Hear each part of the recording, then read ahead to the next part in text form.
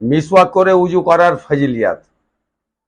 মিসওয়াক করে উজু, প্রথমে আপনি মিসওয়াক করবেন। মিসওয়াক করার পরে পশ্চিম দিকে মুখ করে একটু উঁচু জায়গায় আপনি বসে উজু করবেন, পানিটা যেন গড়ে যায়।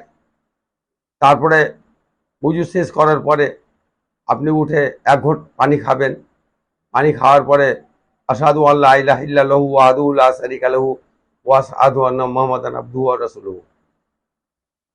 এই উজুটা যদি আপনি করেন তাহলে আপনি 40 ওয়াক্তের নামাজে যতটা সওয়াব, এই সওয়াবটা একবার উজু করলে আপনি পাবেন। তাহলে 5 ওয়াক্ত যদি আপনি নামাজের আগে উজু করেন তাহলে কতটা আপনি সওয়াব পাবেন।